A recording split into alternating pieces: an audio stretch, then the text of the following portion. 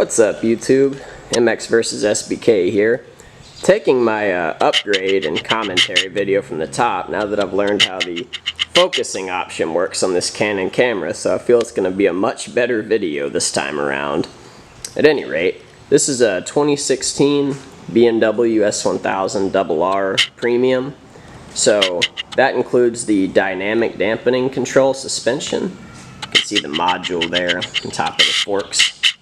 It also included the Ride Modes Pro, which includes the slick functionality, ABS Pro, and DTC Pro. You can see the slick adjuster there. You also were given cruise control, which is just so awesome on a Superbike, especially on the highway. You're working your way down towards the mountain passes. Just an awesome feature, as well as the heated grip functionality, which you just can't beat that on a cold morning. It's just so great to have. It's one of those things you don't realize how nice it is until you don't have it.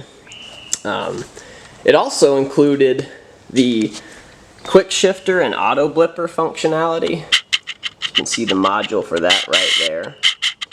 Nothing quite like banging clutchless downshifts as you're ripping into a off-cambered corner down a mountain pass, or of course doing it on the way up to a stoplight, because let's be honest, that never gets old. You also have a quick shifter, so full throttle clutchless upshifts. It really just allows you to go way faster than you would be able to otherwise, because there's no delay in the power. You know, normally you have to kind of let off, hit your clutch, get back in the power. There's just no delay here, which is great.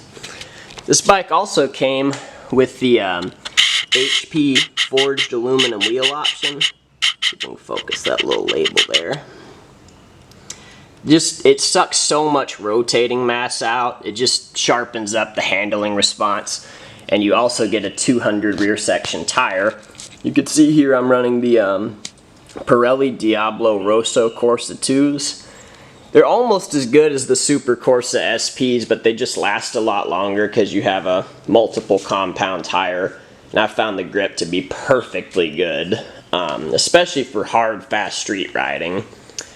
And as it's plain to see, this is the Tricolor Motorsports livery, which I just think looks endlessly sharp and really harkens back to the BMW M Division's motorsport colors. It also has the single seat option, which deletes the pillion seat, as well as it takes off the passenger footrest and just puts these nice little fasteners in their place. Just sharpens up the looks, just a nice general thing. So that's about it for the bike's factory settings. Now let's go into the modifications and upgrades that this bike has had done to it. So starting off with the tech spec tank pads, they just help you keep attached to the fuel tank and give your knees something nice to perch on, so this bike doesn't get away from you so easily. Also recently I got rid of the stock grips. I went to these nice Motion Pro SBK grips. Love them, but word of caution, learn from me. You do not need grip glue. You do not, especially if you have the heated grip option. I actually ended up cutting one of the splines and had to solder it back together. That was a whole lot of fun, and I ended up destroying the Domino GP grips I had ordered trying to attach them, only to learn hairspray was plenty fine, and then it's an easy job. So take my misery and learn something from it, because that 30-minute job turned into 3.5 hours. Another recent addition is this beautiful little billet aluminum steering stem head bolt from ProBolt. Just crazy light, great build quality. Went on the threading is super smooth. Just a nice little visual flair. I think with the third color of this bike being red, it's just a nice look. Also, recently, I got some Puig blue anodized billet aluminum rear sets, as well as their nice little adapter. You can see all the tick marks there. The adjustment's great. It just gives you such a solid perch for your feet. And it really it's a nice feel upgrade. It didn't cost much as well. I think the full thing was about 50 bucks. Very worthwhile upgrade that I've enjoyed a lot. This next one you can't see, but underneath the rear seat is where the battery's housed. And after my stock lead acid battery nearly left me stranded, which is the only real problem I've had with this bike, was just a strange slow starting, and it just seemed to bug out one time, and then the battery nearly left me stranded. So it was a no-brainer to go to a lithium-ion unit, save a lot of weight, get better starting power. I went with the Firepower HJTZ7S, and I believe it sucked about 5 pounds out of the bike, which that's significant. Any weight you can save and not pay much is a great deal, so highly recommend those guys.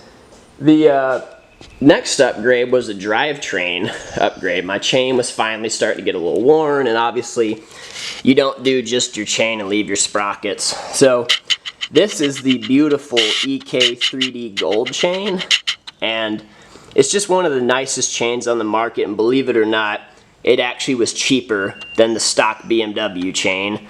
I was gonna go with some Vortec aluminum sprockets or something of that ilk, but the more I thought about it, I thought, you know what, I ride a lot, and these stock sprockets lasted about 15,000 miles of hard riding, and as it turns out, it's very difficult to find steel sprockets that will exactly fit this bike because of the forged aluminum wheel option. Very specific size and bolt pattern, so that one just made sense to go back with BMW. They were expensive, but you do get what you pay for in this case. So that one was kind of a no-brainer, and I love this chain. It stays so clean, there's no noise off it. It hasn't stretched seemingly at all in the last 600 miles, so I'm very impressed with that.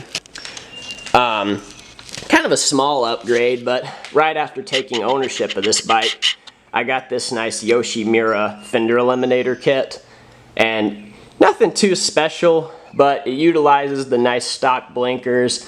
It conforms to every law. There's no problems with it. It's simple, it's easy to install. It made sense, basically.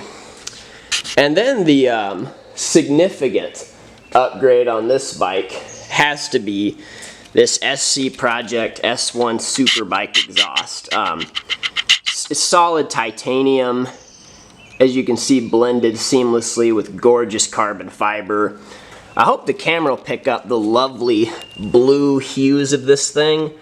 It's so nice. I mean, I'm a huge German fan, but when it comes to things that are passionate, like exhausts and, you know, bits of aluminum aesthetic items, it just made sense. And not to mention the build quality and the sound. I listened to countless sound clips. Nothing sounded better than this. So let me go ahead and give you a taste of that.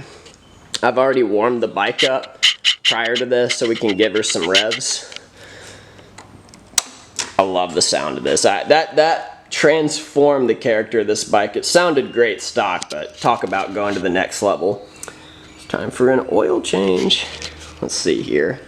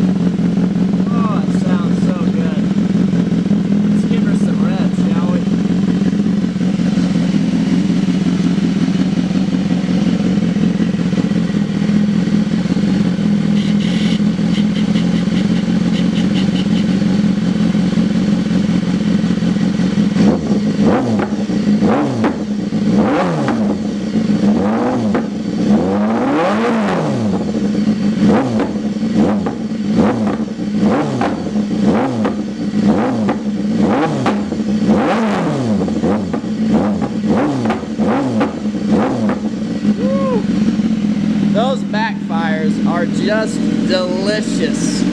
Oh boy. Once you take a look too at the revs that you need to get that sound, it's just so accessible for that amazing noise.